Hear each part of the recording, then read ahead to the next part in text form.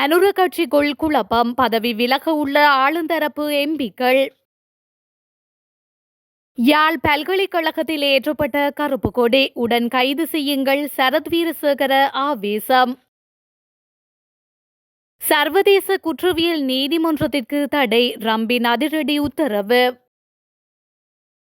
ரஷ்ய ராணுவத்தில் 59 இலங்கையர்கள் பலி, ஸ்ரீதரனுக்கு அரசு தரப்பு பதில். தேசிய மருத்துவமனையாக யாழ் போதனா வைத்தியசாலை, பணிப்பாளர் சத்தியமூர்த்தி கோரிக்கை. ரணில் சஜித் அடுத்த வாரம் நேரடி சந்திப்பு. நாட்டு மக்களுக்கு விடுக்கப்பட்டுள்ள கடும் எச்சரிக்கை.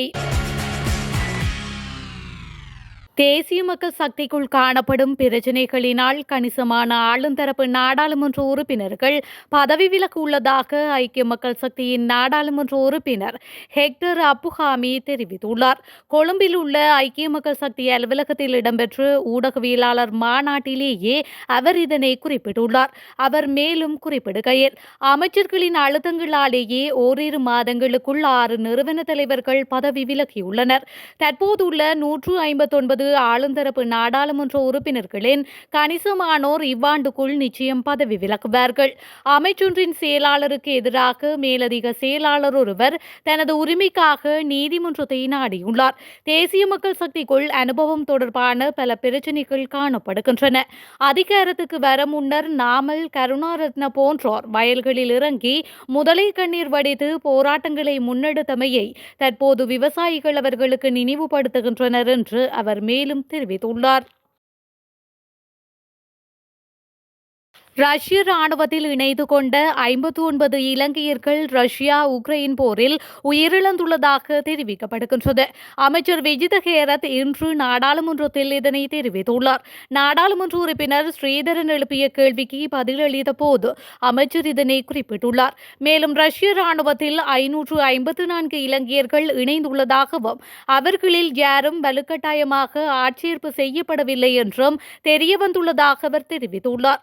இந்த நாட்டில் உள்ளவர்களில் உறவினர்களுடன் தொடர்பை பேணுவதற்கு தேவையான வசதிகளை ஏற்படுத்தி கொடுக்குமாறு ரஷ்யாவில் உள்ள இலங்கை தூதரகத்திற்கு அறிவுறுத்தப்பட்டுள்ளதாக விஜித ஹேரத் மேலும் தெரிவித்துள்ளார்.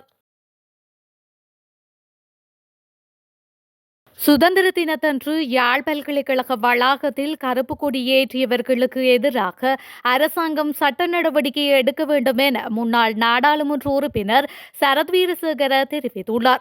கொழும்பில் நேற்று இடம்பெற்ற ஊடகவியலாளர் சந்திப்பின் போதே அவர் இதனை குறிப்பிட்டுள்ளார். அவர் மேலும் தெரிவிக்கையில், சுதந்திர தினத்தன்று யாழ் பல்கலைக்கழகத்தில் இலங்கை கொடி இறக்கப்பட்டு பிரதான கம்பத்தில் கருப்பு கொடி ஏற்றப்பட்டது. இந்த விடயம் ஒட்டுமொத்த நாட்டு மக்களுக்கு மாத்திரமல்லாது நாட்டில் இடம்பெற்ற யுத்தத்தை நிறைவுக்கு கொண்டு வந்த ராணுவ வீரர்களையும் அவமதிக்கும் செயலாகும். இந்த விடயம் தொடர்பில் அரசாங்கம் சட்ட நடவடிக்கை எடுக்க வேண்டும் என தெரிவித்துக் கொள்ள விரும்புகின்றேன். அதேபோன்று யாழ் பல்கலைக்கழகத்தின் துணைவேந்தர் உள்ளிட்ட தரப்பினர் இதற்கு இடமளித்தமை தொடர்பில் பொறுப்பு கூற வேண்டும்.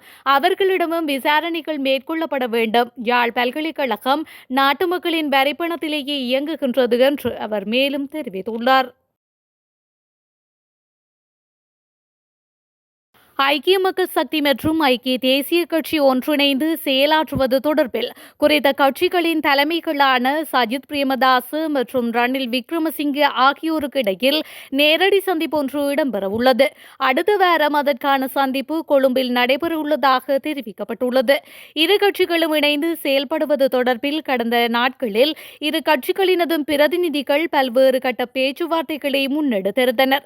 குறித்த சந்திப்புகளில் ஏற்படுத்திக் கொள்ளப்பட்ட இணக்கப்பாடுகள் மற்றும் அதன் ஊடாக இரு கட்சிகளும் இணைந்து செயல்படுவது தொடர்பில் இரு கட்சிகளினதும் தலைவர்களும் நேரில் சந்தித்து பேச்சுவார்த்தை நடத்தவுள்ளனர். யாழ்ப்பாணம் போதனா மருத்துவமனையை தேசிய மருத்துவமனையாக தரம் உயர்த்துவது குறித்து போதனா மருத்துவமனை பணிப்பாளர் ஆளுநரிடையே கலந்துரையாடல் இடம்பெற்றுள்ளது. குறித்த கலந்துரையாடல் யாழ்ப்பாணம் போதனா மருத்துவமனையில் நேற்று புதன்கிழமை நடைபெற்றுள்ளது.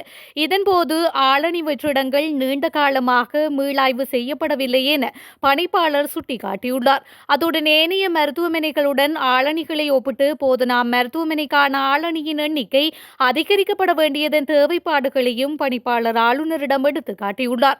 மேலும் யாழ்ப்பாணம் போதனா மருத்துவமனையின் சேவைகளை திறம்பட மேற்கொள்வதற்கும் நீண்டகால நோக்கிலான 10 மாடியிலான புதிய கட்டிடத்தின் தேவைப்பாடுகளையும் அதற்கான வரைபடத்தையும் ஆளுநருக்கு காண்பித்து போதனா மருத்துவமனை பணிப்பாளரால் விளக்கம் அளிக்கப்பட்டது.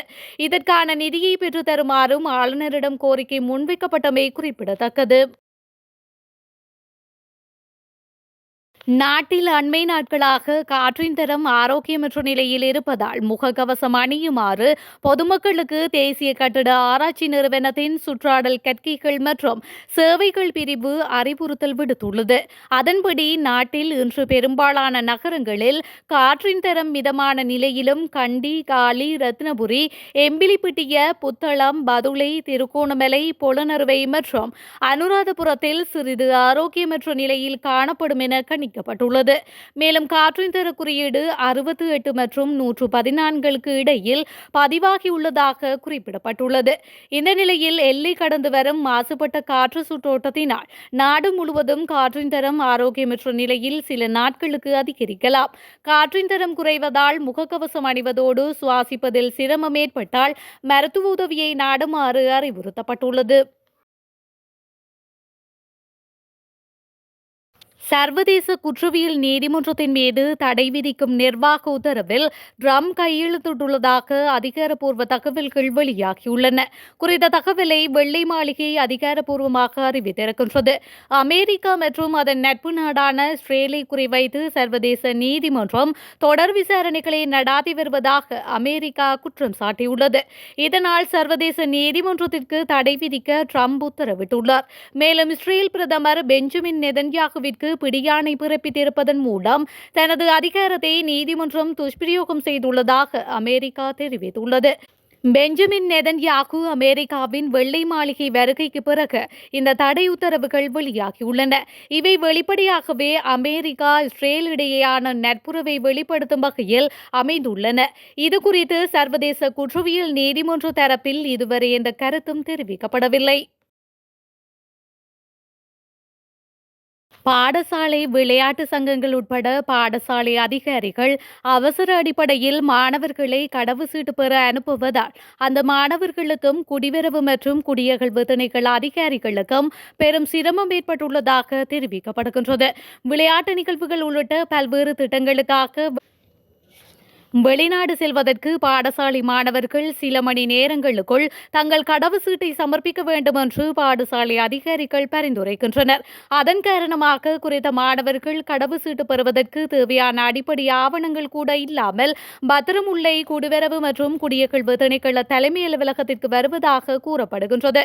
அத்தோடு சில மாணவர்கள் அலுவலக நேரத்திற்கு பிறகு குடிவரவு மற்றும் குடியகழ்வு திணைக்கள அலுவலகத்திற்கு பிரவேசிப்பதாகவும் தெரிவிக்கப்படுகின்றது. இந்த நிலையில் அவ்வாறான சூழ்நிலைகளில் திணைக்கள அதிகாரிகள் பெரும் சிக்கல்களுக்கு முகம் கொடுப்பதாகவும் தெரிய வந்துள்ளது.